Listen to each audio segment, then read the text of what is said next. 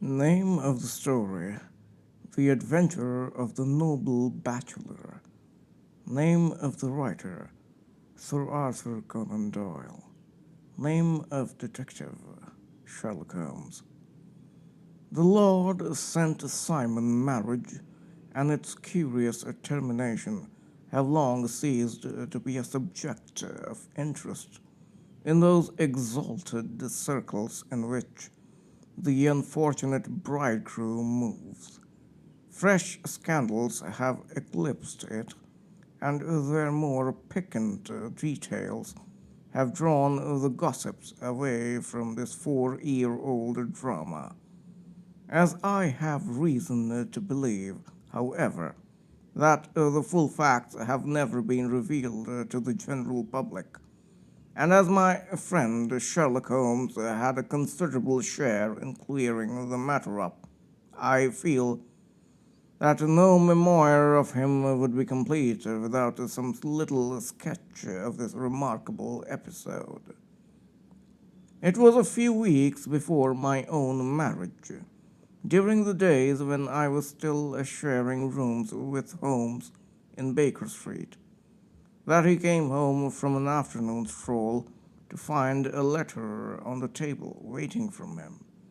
I had remained indoors all day, for the weather had taken a sudden turn to rain with high autumnal winds, and the Jezeel bullet, which I had brought back in one of my limbs as a relic of my Afghan campaign, throbbed with dull persistence. With my body in one easy chair and my legs upon another, I had surrounded myself with a cloud of newspapers until at last, saturated with the news of the day, I tossed them all aside and lay listless, watching the huge crest and monogram upon the envelope upon the table, and wondering lazily who my friend's noble correspondent could be. "Here is a very fashionable epistle," I remarked as he entered. "Your morning letters, if I remember right, were from a fishmonger and a tide waiter." "Yes, my correspondence has certainly the charm of variety," he answered, smiling, "and the humbler are usually the more interesting. This looks like one of those unwelcome social summonses which call upon a man either to be bored or to lie." He broke the seal and glanced over the contents. "Oh, come, it may prove to be something of interest after all. Not social, then? No, distinctly professional. And from a noble client, one of the highest in England. My dear fellow, I congratulate you. I assure you, Watson, without affectation, that the status of my client is a matter of less moment to me than the interest of his case. It is just possible, however, that also may not be wanting in this new investigation. You have been reading the papers diligently of late, have you not?" "It looks like it," said I ruefully, pointing to a huge bundle in the corner. "I have had nothing else to do." "It is fortunate, for you will perhaps be able to post me up. I read nothing except the criminal news and the agony column. The latter is always instructive, but if you have followed recent events so closely, you must have read about Lord St. Simon and his wedding." "Oh, yes, with the deepest interest." "That is well. The letter which I hold in my hand is from Lord St. Simon. I will read it to you, and in return you must turn over these papers and let me have whatever bears upon the matter. This is what he says. My dear Mr. Sherlock Holmes, Lord Backwater tells me that I may place implicit reliance upon your judgment and discretion. I have determined, therefore, to call upon you and to consult you in reference to the very painful event which has occurred in connection with my wedding.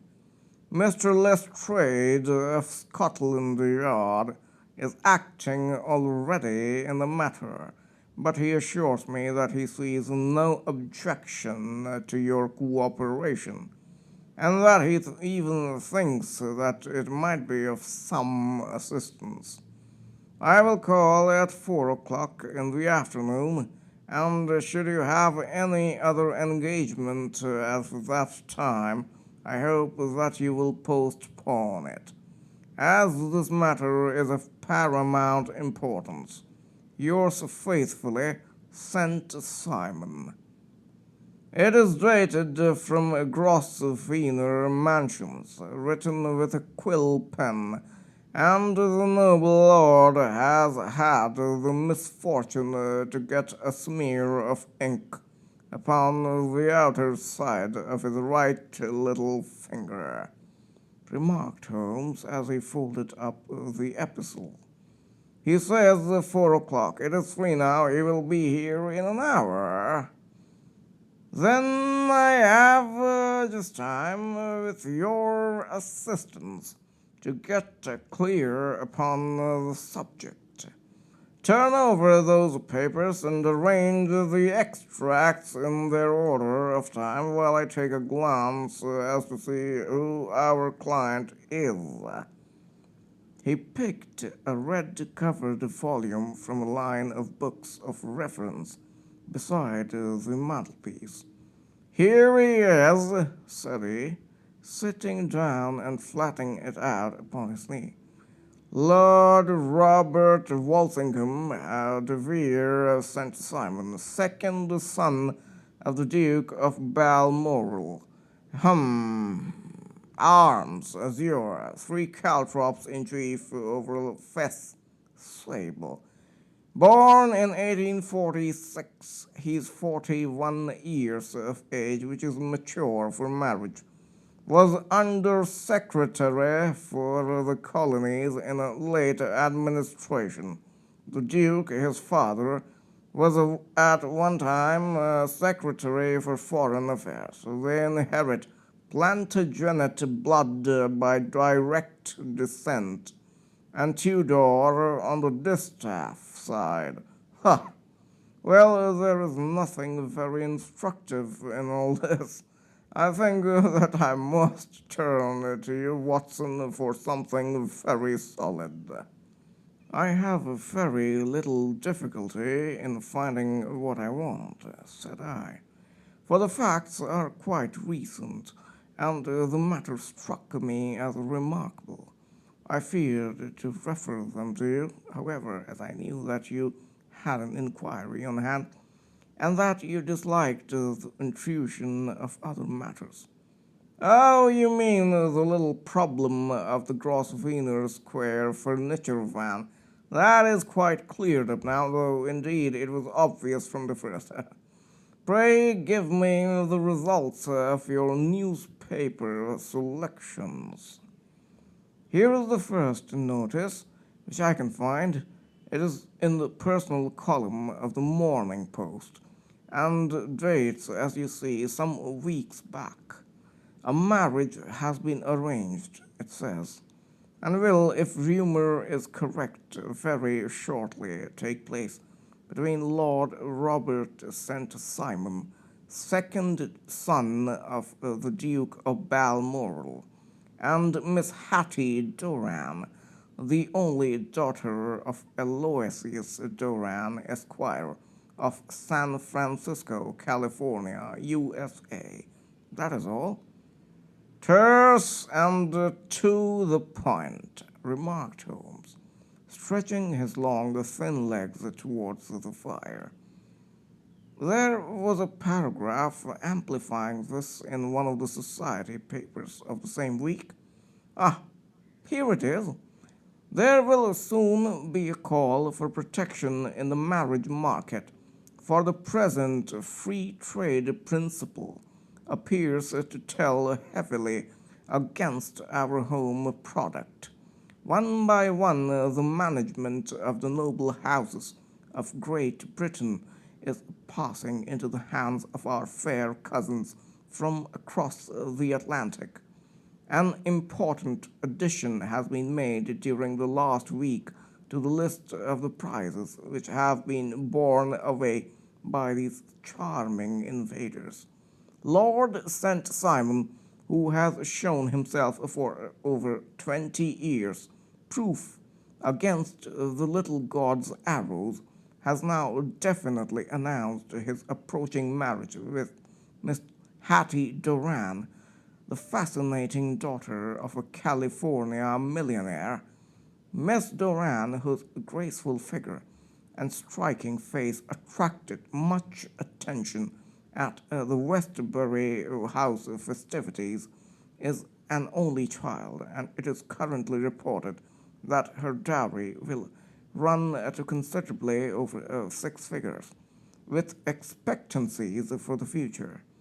As it is an open secret that the Duke of Balmoral has been compelled to sell his pictures within the last few years, and as Lord St. Simon has no property of his own save the small estate of Birchmoor, it is obvious that the Californian heiress is not the only gainer by an alliance which will enable her to make the easy and common transition from a Republican lady to a British peeress. Anything else? Asked Holmes, yawning. Oh, yes, plenty. Then there is another note in the Morning Post to say that the marriage would be an absolutely quiet one, that it would be at St. George's, Hanover Square, that only half a dozen intimate friends would be invited, and that the party would return to the furnished house at Lancaster Gate, which has been taken by Mr. Aloysius Doran 2 days later, that is, on Wednesday last. There is a curt announcement that the wedding had taken place, and that the honeymoon would be passed at Lord Backwater's place, near Petersfield. Those are all the notices which appeared before the disappearance of the bride. Before the what? Asked Holmes with a start. The vanishing of the lady? When did she vanish, then? At the wedding breakfast. Indeed. This is more interesting than it promised to be. Quite dramatic, in fact. Yes, it struck me as being a little out of the common. They often vanish before the ceremony, and occasionally during the honeymoon, but I cannot call to mind anything quite so prompt as this. Pray let me have the details. I warn you that they are very incomplete. Perhaps we may make them less so. Such as they are set forth in a single article of a morning paper of yesterday, which I will read to you. It is headed Singular Occurrence at a Fashionable Wedding. The family of Lord Robert St. Simon has been thrown into the greatest consternation by the strange and painful episodes which have taken place in connection with his wedding. The ceremony, as shortly announced in the papers of yesterday, occurred on the previous morning, but it is only now that it has been possible to confirm the strange rumors which have been so persistently floating about. In spite of the attempts of the friends to hush the matter up, So much public attention has now been drawn to it that no good purpose can be served by affecting to disregard what is a common subject for conversation.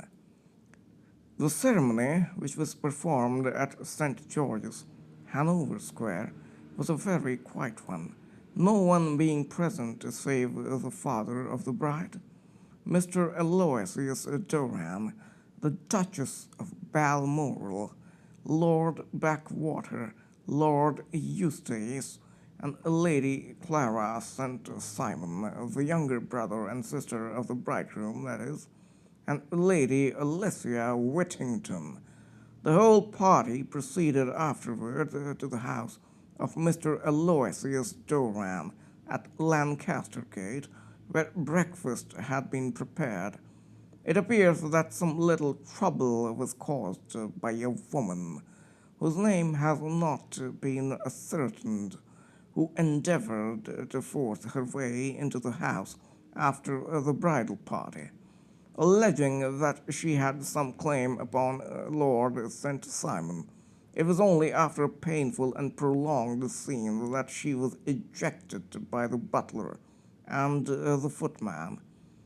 The bride, who had fortunately entered the house before this unpleasant interruption, had sat down to breakfast with the rest, when she complained of a sudden indisposition and retired to her room, her prolonged absence having caused some comment. Her father followed her, but learned from the maid that she had only come up to her chamber for an instant, caught up an ulster and bonnet, and hurried down to the passage. One of the footmen declared that he had seen a lady leave the house thus apparelled, but had refused to credit that it was his mistress, believing her to be with the company. On ascertaining that his daughter had disappeared, Mr. Aloysius Doran, in conjunction with the bridegroom, instantly put themselves in communication with the police, and very energetic inquiries are being made, which will probably result in a speedy clearing up of this very singular business. Up to a late hour last night, however, nothing had transpired as to the whereabouts of the missing lady. There are rumors of foul play in the matter, and it is said that the police have caused the arrest of the woman who had caused the original disturbance, in the belief that, from jealousy or some other motive, she may have been concerned in the strange disappearance of the bride. And that is all. Only one little item in another of morning papers, but it is a suggestive one. And it is that Miss Flora Miller, the lady who had caused the disturbance, has actually been arrested. It appears that she was formerly a danseuse at the Allegro, and that she has known the bridegroom for some years. There are no further particulars, and the whole case is in your hands now, so far as it has been set forth in the public press. And an exceedingly interesting case, it appears to be. I would not have missed it for the world. But there is a ring at the bell, Watson, and as the clock makes it a few minutes after 4, I have no doubt that this will prove to be our noble client.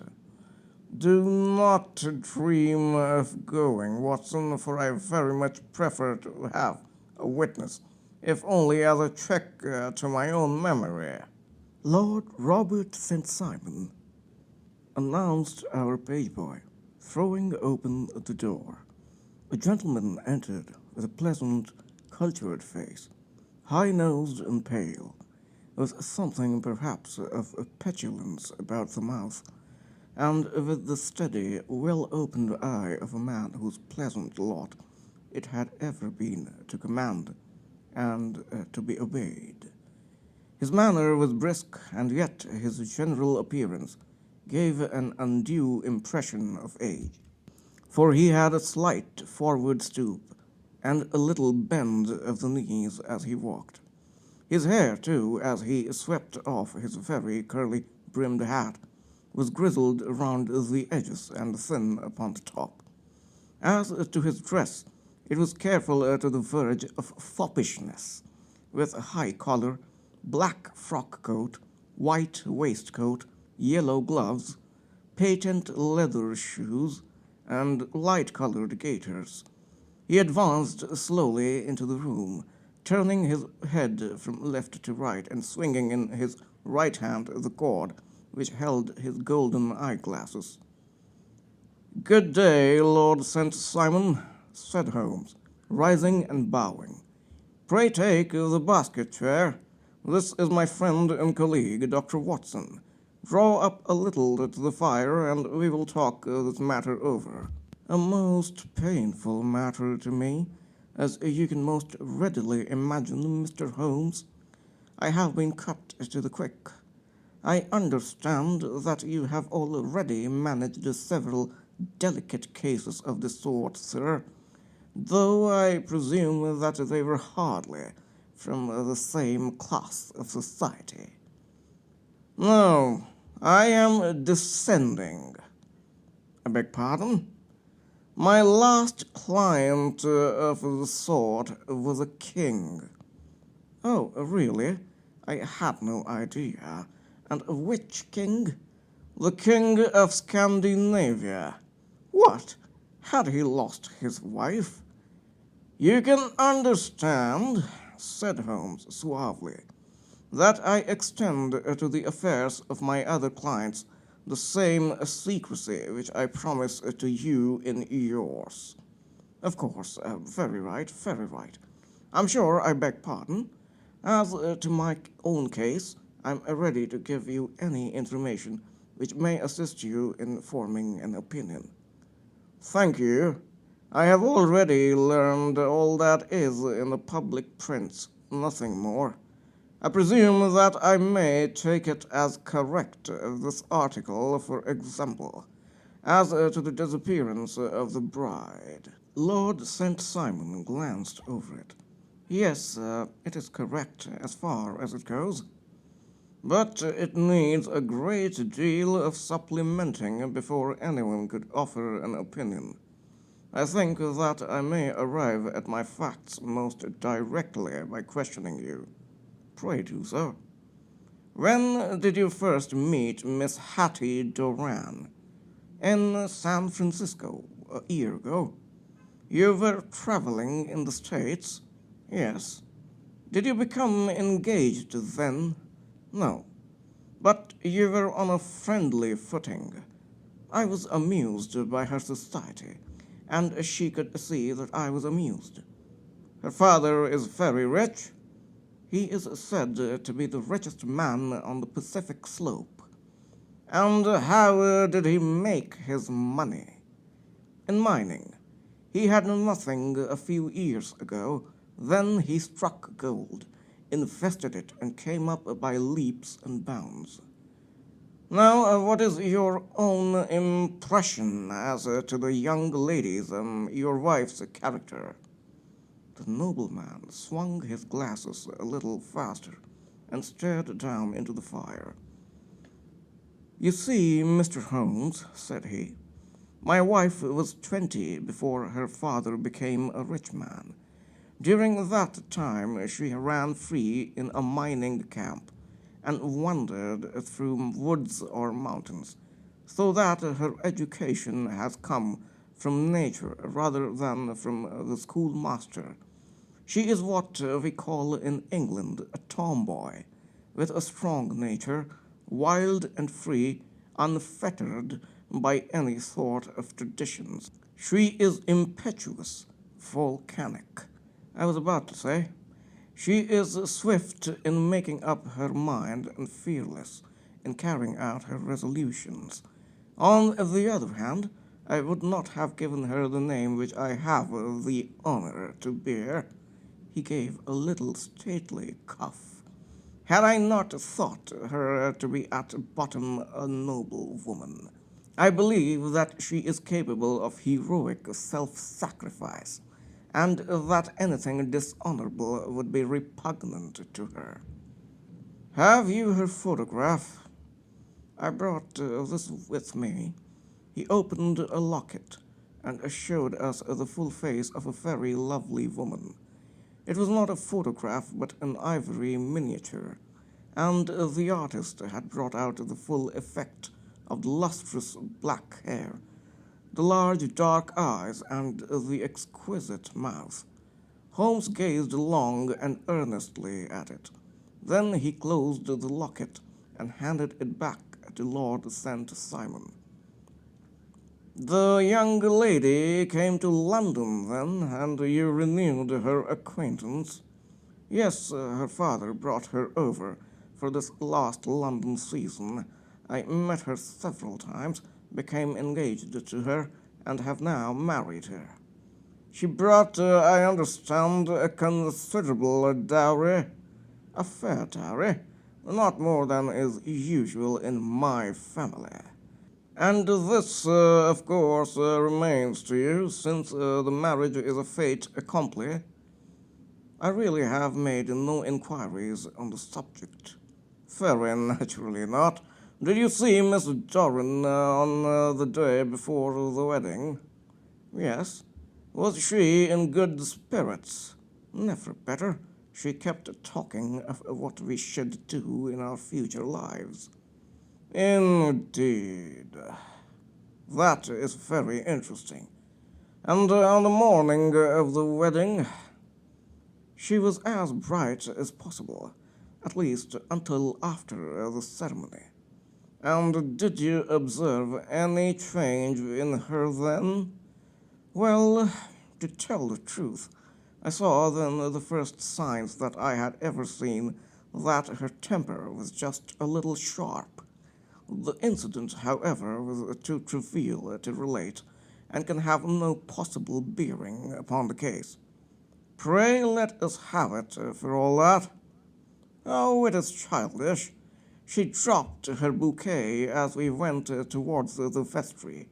She was passing the front pew at the time, and it fell over into the pew. There was a moment's delay, but the gentleman in the pew handed it up to her again, and it did not appear to be the worse for the fall. Yet when I spoke to her of the matter, she answered me abruptly, and in the carriage on our way home she seemed absurdly agitated over this trifling cause. Indeed. You say that there was a gentleman in the pew. Some of the general public were present then? Oh, yes. It is impossible to exclude them when the church is open. The gentleman was not one of your wife's friends? No, no. I call him a gentleman by courtesy. But he was quite a common-looking person. I hardly noticed his appearance, but really I think that we are wandering rather far from the point. Lady St. Simon then returned from the wedding in a less cheerful frame of mind than she had gone to it. What did she do on re-entering her father's house?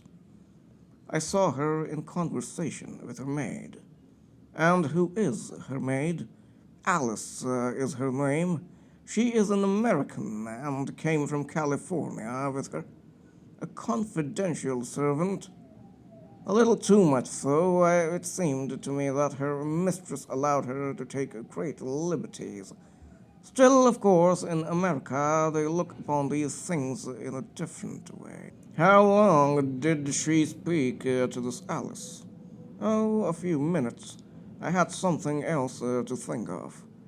You did not overhear what they said? Lady St. Simon said something about jumping a claim. She was accustomed to use slang of the kind. I have no idea what she meant. American slang is very expressive sometimes. And what did your wife do when she finished speaking to her maid? She walked into the breakfast room. On your arm? No, alone. She was very independent in little matters like that. Then, after we had sat down for 10 minutes or so, she rose hurriedly, muttered some words of apology, and left the room. She never came back. But this maid, Alice, as I understand, deposes that she went to her room, covered her bride's dress with a long ulster, put on a bonnet, and went out. Quite so. And she was afterwards seen walking into Hyde Park in company with Flora Miller, a woman who is now in custody and who had already made a disturbance at Mr. Doran's house that morning. Ah, yes, I should like a few particulars as to this young lady and your relations to her. Lord St. Simon shrugged his shoulders and raised his eyebrows. We have been on a friendly footing for some years.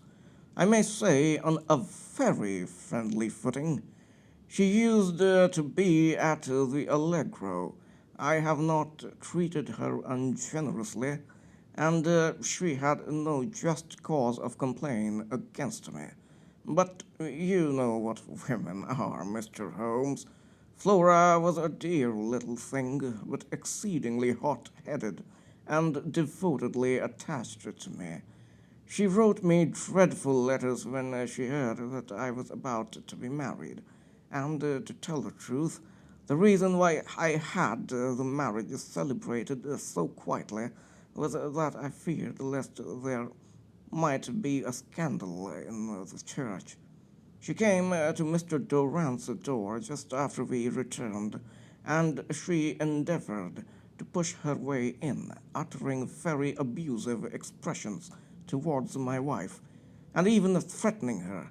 But I had foreseen the possibility of something of the sort, and I had two police fellows there in private clothes, who soon pushed her out again.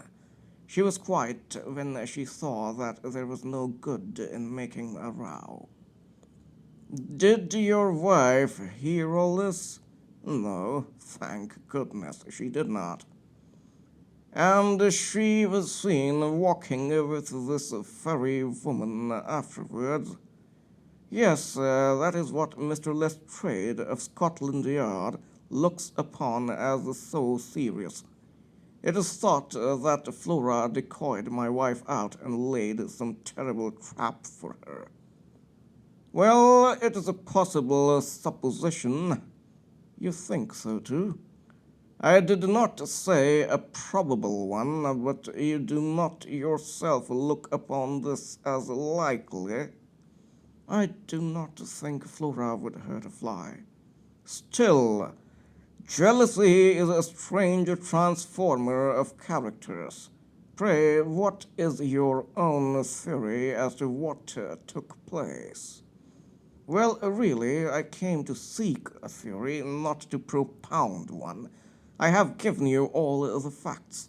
Since you ask me, however, I may say that it has occurred to me as possible that the excitement of this affair, the consciousness that she had made so immense a social stride, had the effect of causing some little nervous disturbance in my wife.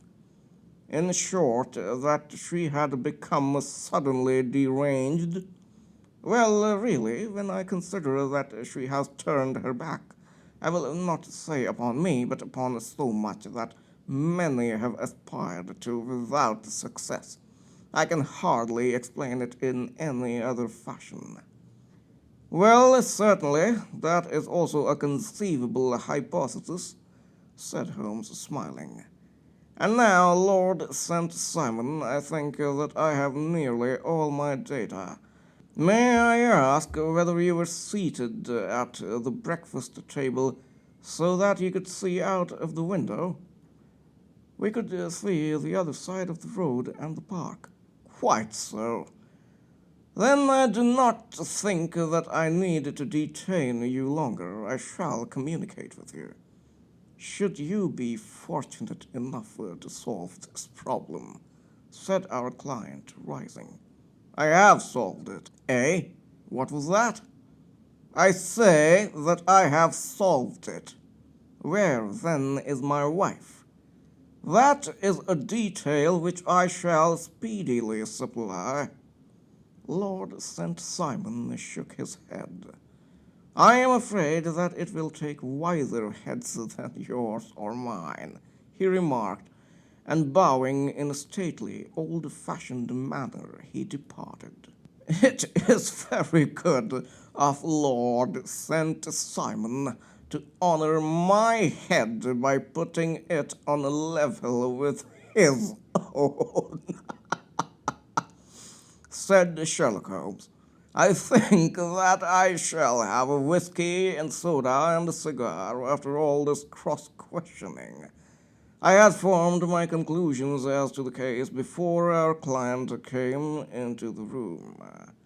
My dear Holmes, I have notes of several similar cases, though none, as I remarked before, which were quite as prompt. My whole examination served to turn my conjecture into a certainty. Circumstantial evidence is occasionally very convincing, as when you find a trout in the milk, to quote Thoreau's example. But I have heard all that you have heard, without, however, the knowledge of pre-existing cases which serves me so well. There was a parallel instance in Aberdeen some years back, and something on very much the same lines at Munich the year after the Franco-Prussian War. It is one of these cases, but hello, here is Lestrade. Good afternoon, Lestrade. You will find an extra tumbler upon the sideboard, and there are cigars in the box. The official detective was attired in a pea jacket and cravat, which gave him a decidedly nautical appearance, and he carried a black canvas bag in his hand. With a short greeting, he seated himself and lit the cigar which had been offered to him. "What's up, then?" asked Holmes, with a twinkle in his eye. "You look dissatisfied." "And I feel dissatisfied. It is this infernal St. Simon marriage case. I can make neither head nor tail of the business." "Really?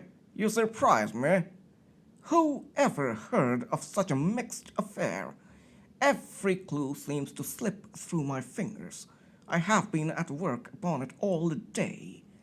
"And very wet it seems to have made you," said Holmes, laying his hand upon the arm of the pea jacket. "Yes, I have been dragging the Serpentine." "In heaven's name, what for?" "In search of the body of Lady St. Simon." Sherlock Holmes leaned back in his chair and laughed heartily. "Have you dragged the basin of Trafalgar Square fountain?"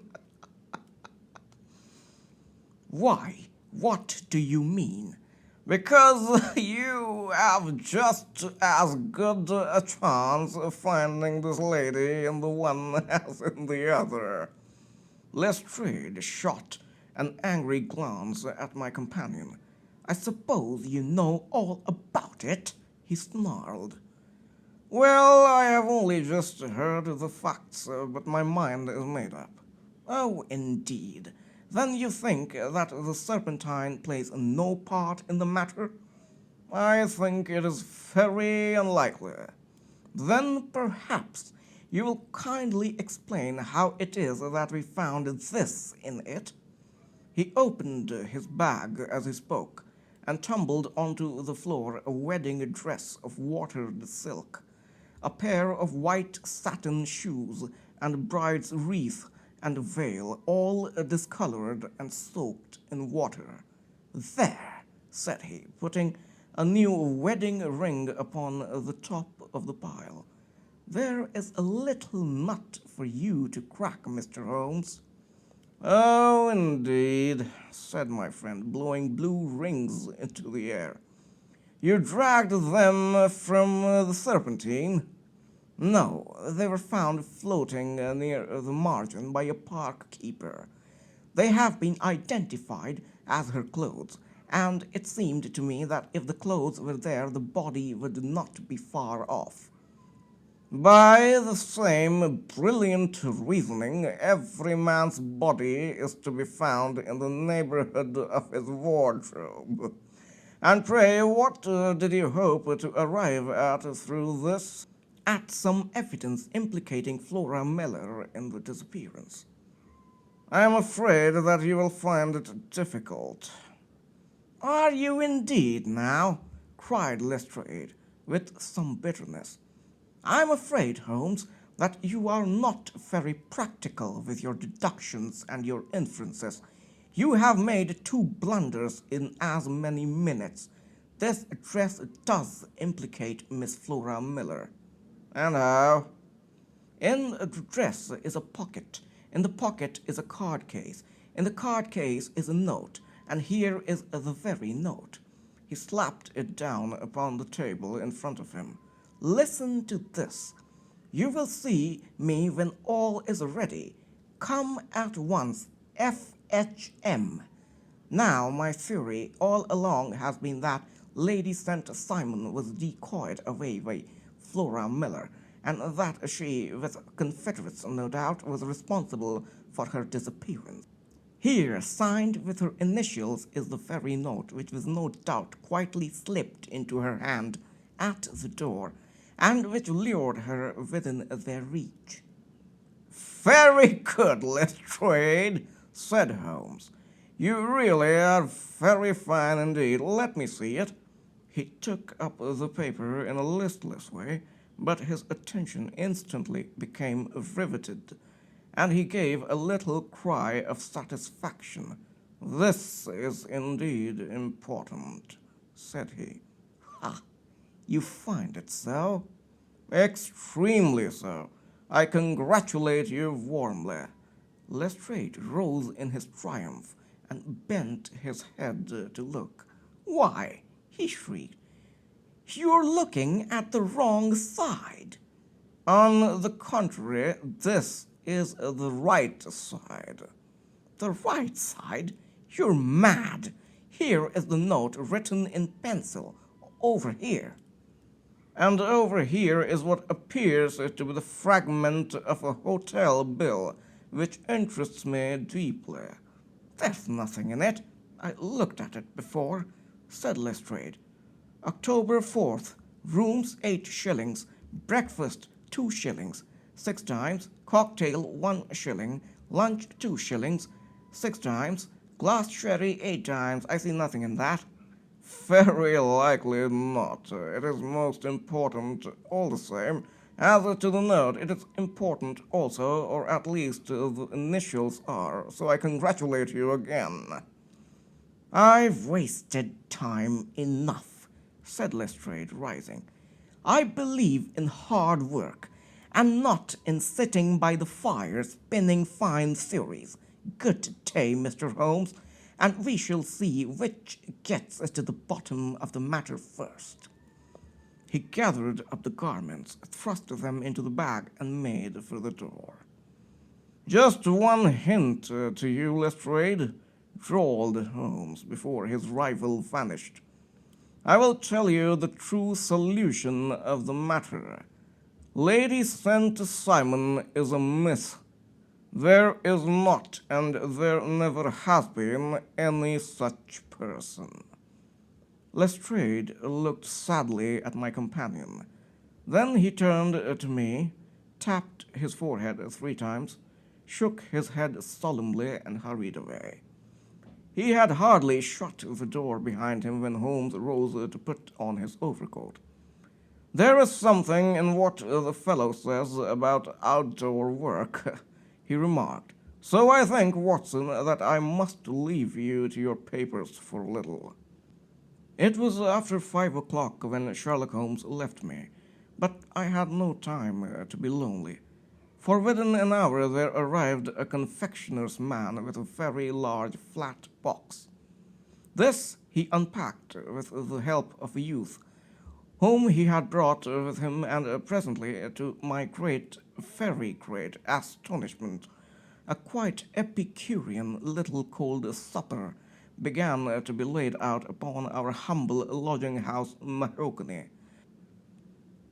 There were a couple of brace of cold woodcock, a pheasant, a pate de foie gras pie, with a group of ancient and cobwebby bottles. Having laid out all these luxuries, my two visitors vanished away, like the genii of the Arabian Nights, with no explanation save that the things had been paid for and were ordered to this address. Just before 9 o'clock, Sherlock Holmes stepped briskly into the room. His features were gravely set, but there was a light in his eye which made me think that he had not been disappointed in his conclusions. "They have laid the supper, then," he said, rubbing his hands. "You seem to expect company. They have laid for 5. "Yes, I fancy we may have some company dropping in," said he. "I am surprised that Lord St. Simon has not yet arrived. Ha! I fancy that I hear his step now upon the stairs." It was indeed our visitor of the afternoon who came bustling in, dangling his glasses more vigorously than ever, and with a very perturbed expression upon his aristocratic features. "My messenger reached you, then?" asked Holmes. "Yes, and I confess that the contents startled me beyond measure. Have you good authority for what you say?" "The best possible." Lord St. Simon sank into a chair and passed his hand over his forehead. "What will the Duke say," he murmured, "when he hears that one of the family has been subjected to such humiliation?" "It is the purest accident. I cannot allow that there is any humiliation." "Ah, you look on these things from another standpoint." "I fail to see that anyone is to blame. I can hardly see how the lady could have acted otherwise, though her abrupt method of doing it was undoubtedly to be regretted. Having no mother, she had no one to advise her at such a crisis." "It was a slight, sir, a public slight," said Lord St. Simon, tapping his fingers upon the table.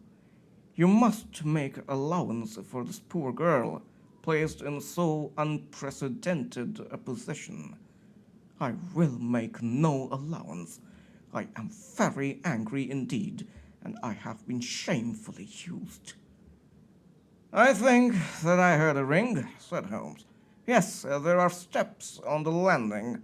If I cannot persuade you to take a lenient view of the matter, Lord St. Simon, I have brought an advocate here who may be more successful."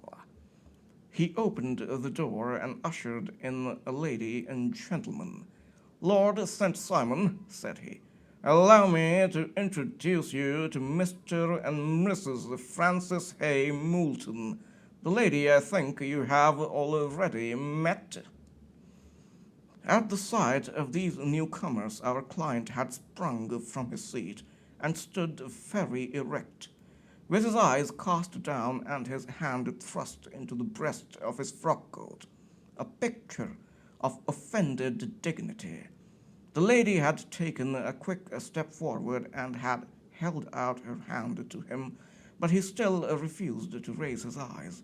It was as well for his resolution, perhaps, for her pleading face was one which it was hard to resist. "You're angry, Robert," said she. "Well, I guess you have every cause to be." "Pray make no apology to me," said Lord St. Simon bitterly. "Oh, yes, I know that I have treated you real bad, and that I should have spoken to you before I went, but I was kind of rattled. And from the time when I saw Frank here again, I just didn't know what I was doing or saying. I only wonder if I didn't fall down and do a faint right there before the altar." "Perhaps, Mrs. Moulton, you would like my friend and me to leave the room while you explain this matter?" "If I may give an opinion," remarked the strange gentleman, "we've had just a little too much secrecy over this business already. For my part, I should like all Europe and America to hear the rights of it." He was a small, wiry, sunburnt man, clean-shaven, with a sharp face and alert manner. "Then I'll tell our story right away," said the lady. "Frank here and I met in '84 in a McGuire's camp near the Rockies, where Pa was working a claim. We were engaged to each other, Frank and I, but then one day Father struck a rich pocket and made a pile, while poor Frank here had a claim that petered out and came to nothing. The richer Pa grew, the poorer was Frank, so at last Pa wouldn't hear of our engagement lasting any longer, and he took me away to Frisco. Frank wouldn't throw up his hand, though, so he followed me there, and he saw me without Pa knowing anything about it. It would only have made him mad to know, so we just fixed it all up for ourselves. Frank said that he would go and make his pile too, and never come back to claim me until he had as much as Pa. So then I promised to wait for him to the end of time, and pledged myself not to marry anyone else while he lived. "Why shouldn't we be married right away then?" said he, "and then I will feel sure of you, and I won't claim to be your husband until I come back?" Well, we talked it over, and he had fixed it all up so nicely with a clergyman already in waiting that we just did it right there, and then Frank went off to seek his fortune, and I went back to Pa. The next I heard of Frank was that he was in Montana, and then he went prospecting in Arizona, and then I heard of him from New Mexico. After that came a long newspaper story about how a miners' camp had been attacked by Apache Indians, and there was my Frank's name among the killed. I fainted dead away, and I was very sick for months after. Pa thought I had a decline and took me to half the doctors in Frisco. Not a word of news came for a year and more, so that I never doubted that Frank was really dead. Then Lord St. Simon came to Frisco, and we came to London, and a marriage was arranged, and Pa was very pleased, but I felt all the time that no man on this earth would ever take the place in my heart that had been given to my poor Frank. Still, if I had married Lord St. Simon, of course I'd have done my duty by him. We can't command our love, but we can our actions. I went to the altar with him with the intention to make him just as good a wife as it wanted me to be, but you may imagine what I felt when, just as I came to the altar rails, I glanced back and saw Frank standing and looking at me out of the first pew. I thought it was his ghost at first, but when I looked again, there he was still, with a kind of a question in his eyes, as if to ask me whether I were glad or sorry to see him. I wonder I didn't drop. I know that everything was turning round, and the words of the clergyman were just like the buzz of a bee in my ear. I didn't know what to do. Should I stop the service and make a scene in the church? I glanced at him again, and he seemed to know what I was thinking, for he raised his finger to his lips to tell me to be still. Then I saw him scribble on a piece of paper, and I knew that he was writing me a note. As I passed his pew on the way out, I dropped my bouquet over to him, and he slipped the note into my hand when he returned me the flowers. It was only a line asking me to join him when he made the sign to me to do so. Of course, I never doubted for a moment that my first duty was now to him, and I determined to do just whatever he might direct. When I got back, I told my maid, who had known him in California, and had always been his friend. I ordered her to say nothing, but to get a few things packed and my ulster ready. I know I ought to have spoken to Lord St. Simon, but it was dreadful hard before his mother and all those great people. I just made up my mind to run away and explain afterwards. I hadn't been at the table 10 minutes before I saw Frank out of the window at the other side of the road. He beckoned to me and then began walking into the park. I slipped out, put on my things, and followed him. Some woman came talking something or other about Lord St. Simon to me. Seemed to me, from the little I heard, as if he had a little secret of his own before marriage also. But I managed to get away from her and soon overtook Frank. We got into a cab together and away we drove to some lodgings he had taken in Gordon Square. And that was my true wedding after all those years of waiting. Frank had been a prisoner among the Apaches, had escaped, came on to Frisco, found that I had given him up for dead, and had gone to England, followed me there, and had come upon me at last on the very morning of my second wedding. I saw it in the paper, explained the American. It gave the name and the church, but not where the lady lived. Then we had a talk as to what we should do, and Frank was all for openness, but I was so ashamed of it all that I felt as if I should like to vanish away and never see any of them again, just sending a line to Pa, perhaps to show him that I was alive.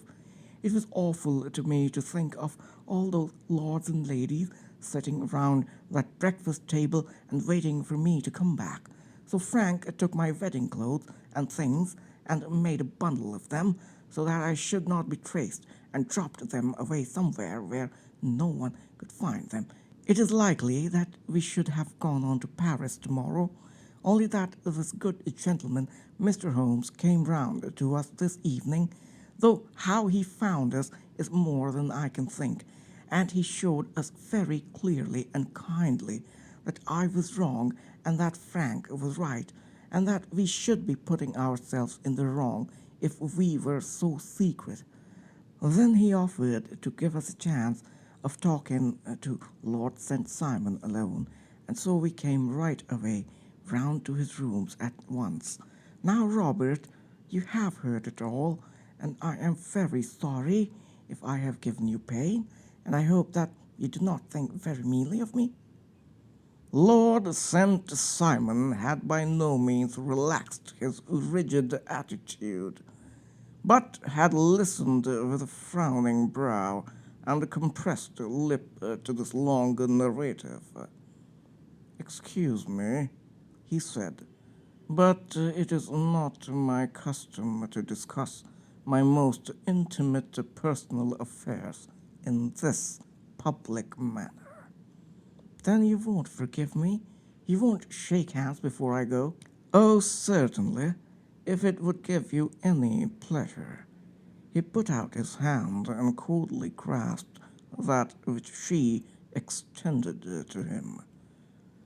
"I had hoped," suggested Holmes, "that you would have joined us in a friendly supper." "I think that there you ask a little too much," responded his lordship.